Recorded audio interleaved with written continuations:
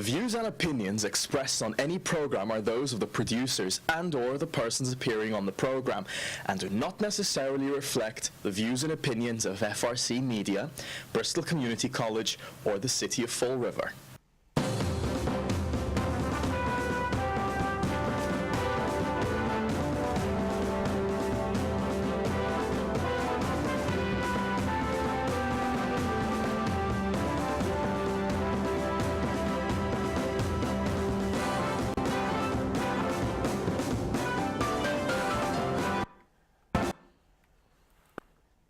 The views and opinions expressed on any program. December 7th, 1941, a date which will live in infamy. The United States of America was suddenly and deliberately attacked by naval and air forces of the Empire of Japan.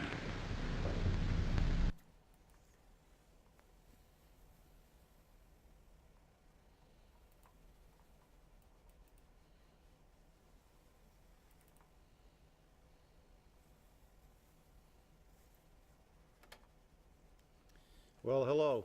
Welcome to Spindle City Straight Talk. I'm Chip. And I'm CJ.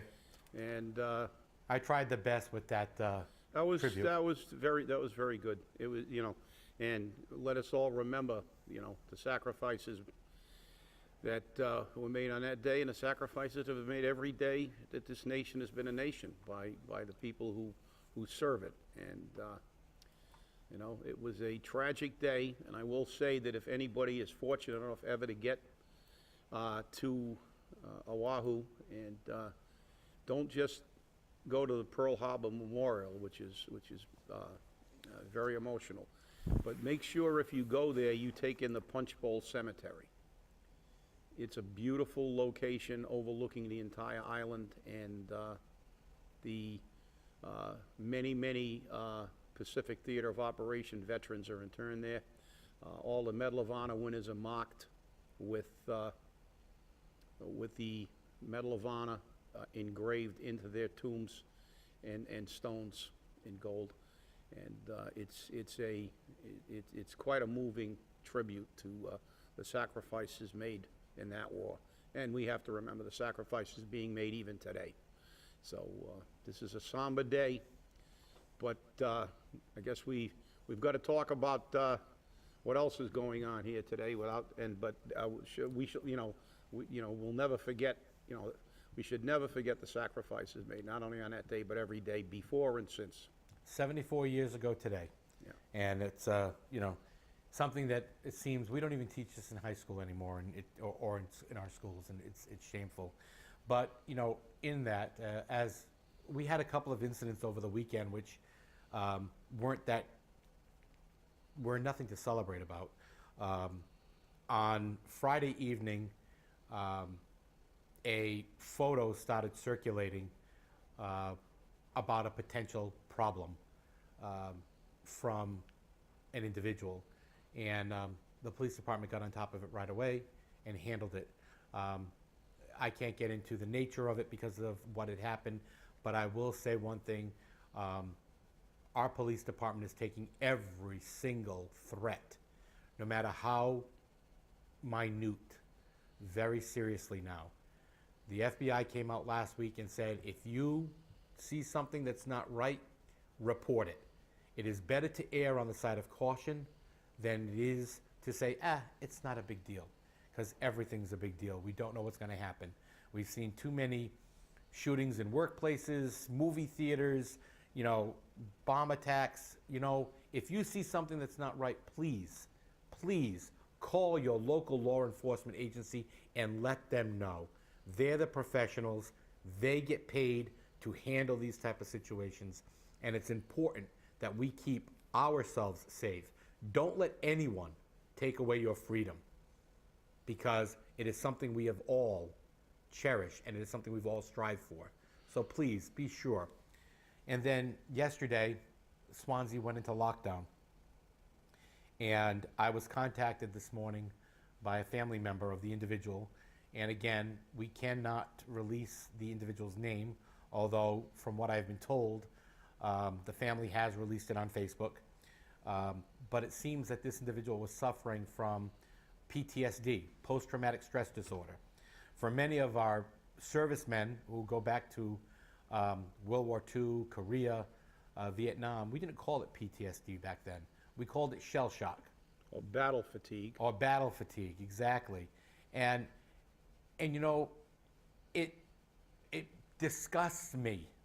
It truly disgusts me when we have veterans of wars, veterans of insurgencies who have gone and fought for their country, and they come back home and they're homeless. They need help and they're not getting it. We'll take people in from other countries and we'll give them housing and we'll give them, you know, food stamps and we'll give them everything under the sun.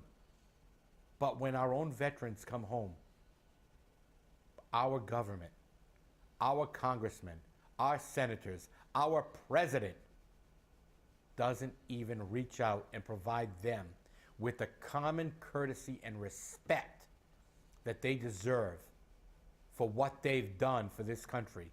They've placed their lives on the line, and at no time, when they come home, does the government say, thank you for your service, what can we do for you? Well, it's a sad commentary, but it is true, unfortunately. You know, they have our veterans come home, and I mean, if we go back to just as recently as the Bush administration, who actually began this cycle of military interventions all over the world, one of his first initiatives was to cut thousands and thousands of medical professionals out of the VA. And it seems kind of, it's disgusting, it's deplorable that you know, that a sitting president who basically was engaged in wars on two fronts would cut VA medical. And we all know about some of the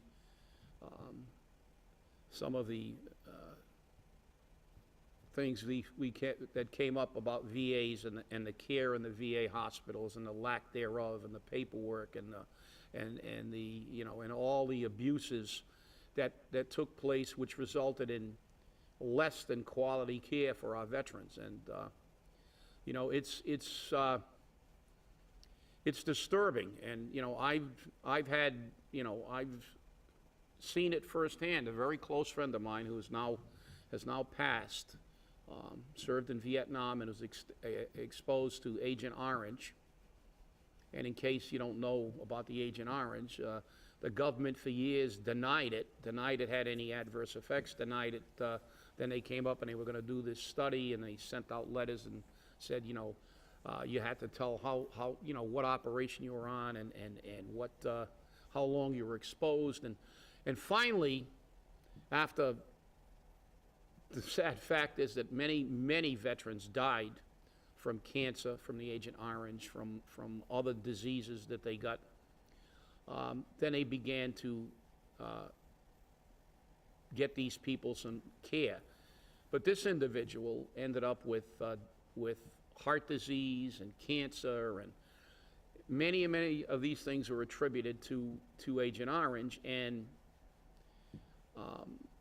he had to literally jump through hoops. It was incredible, the process it took him to finally get seen. As a matter of fact, he and I used to talk about it regularly, and we even, you know, I even told him to go to his congressman, and he had to go to his congressman, and as I said, this man served. He deserved every single dollar that the government spends, because I don't, you know, we subsidize countries that we beat 70 years ago in a war. We spend more on foreign aid and on welfare and food stamps and you know something? seems like something's wrong with that picture. Because if we're going to spend money, it should be on the people who defended our nation, people who wore a uniform and who gave up their lives, and even if they came back, gave up their lives for a portion of their life and gave it to their nation. And then to have these people have to, go through all kinds of political paperwork and then stand in line for hours at a VA, it's a sad commentary on the priorities of this nation. And it's not something new. We've had problems with the VA for years and years and years. There was actually a movie made about it. I think, I'm not sure who was in it. Maybe Kiefer Sutherland, but it was the name of it was I think it was Article 99, and the movie was about a VA hospital for people who had lost limbs and how poor the care was and how much bureaucratic paperwork there was, and it was about one of the patients who needed something but couldn't get it because of some contradictory kind of paperwork and stuff, and that movie, it's an old movie, but I'll tell you what, if you got access to some and you can see it, take a look at it, because not much has changed, and it's a sad commentary.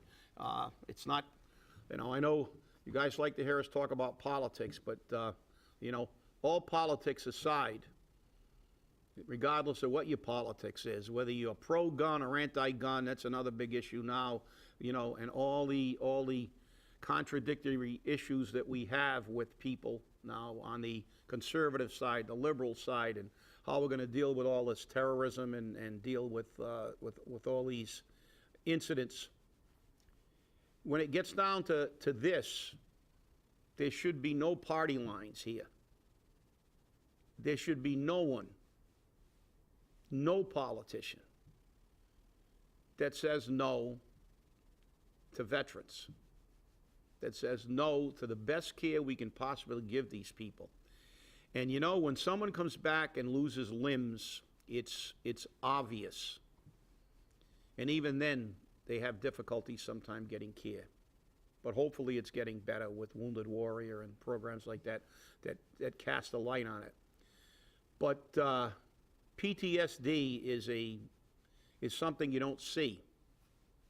There's no, they don't have to be missing a limb. They don't have to be missing an arm or a leg or a, they don't have to be scarred physically. But there are many, many people who are forever affected mentally, and those people should be taken care of. Well, that's my opinion, and if you don't share that opinion, don't talk to me, because I don't want to hear it.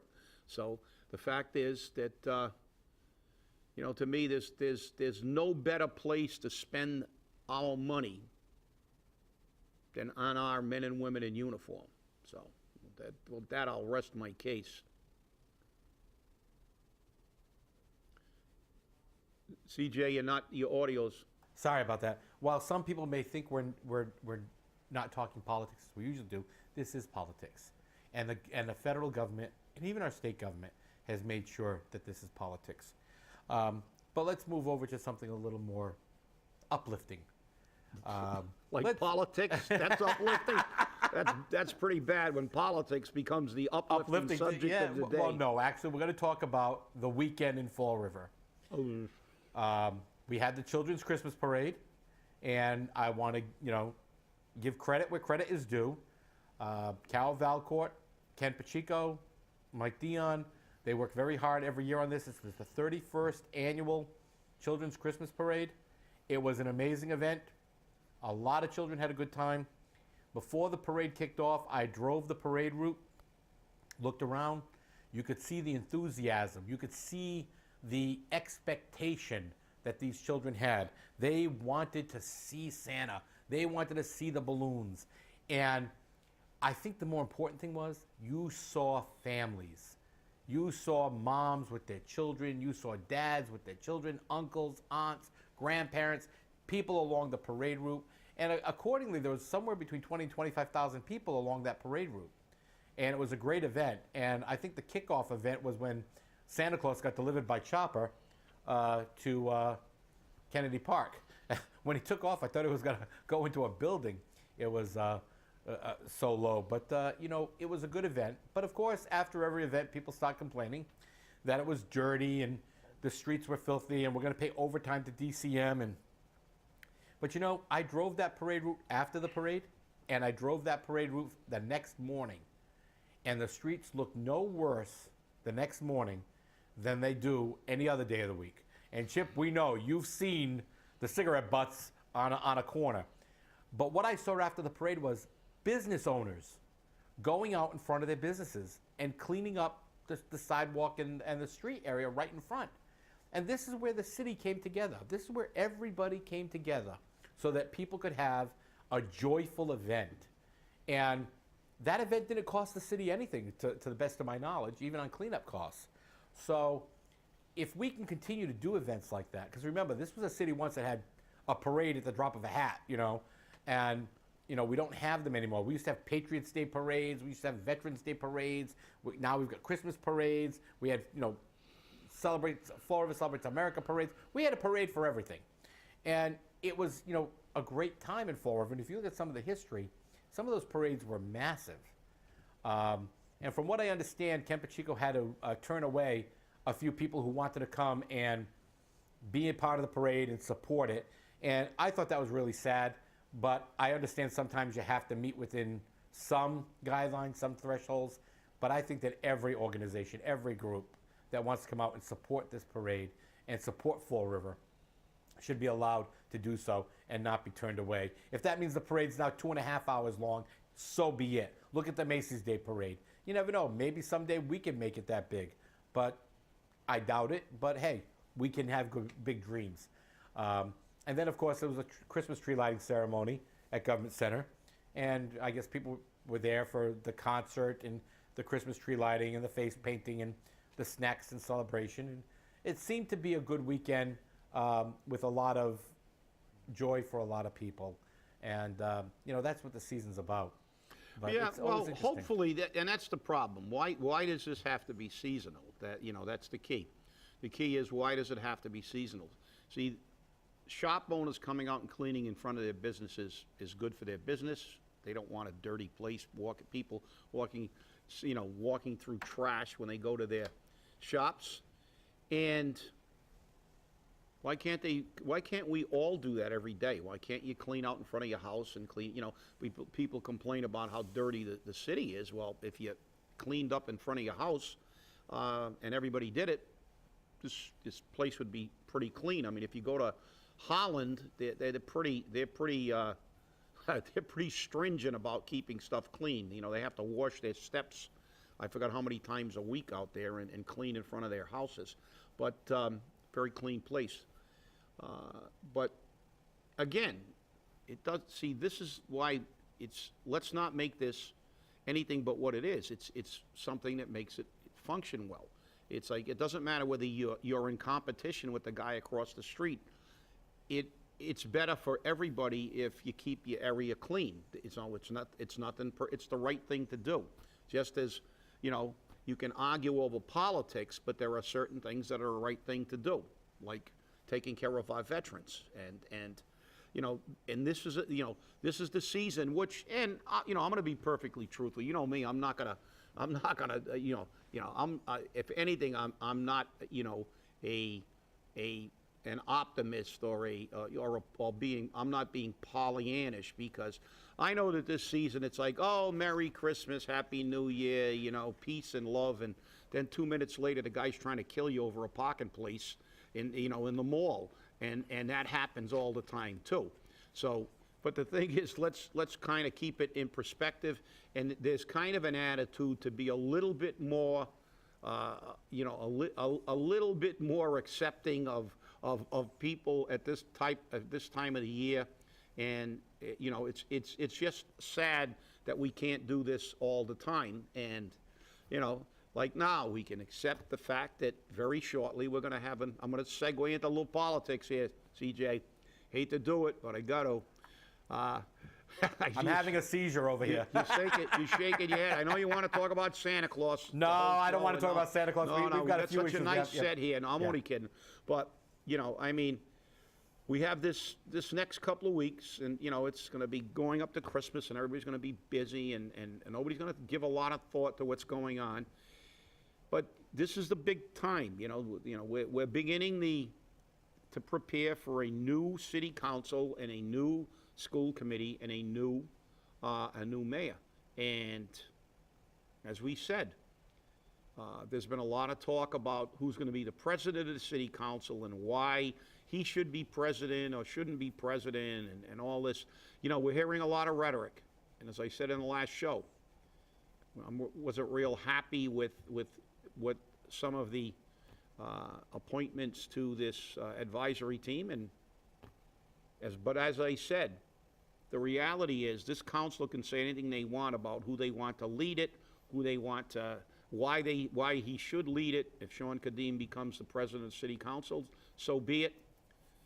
I don't know if that may be the first time in history we had a freshman city councilor as the council president.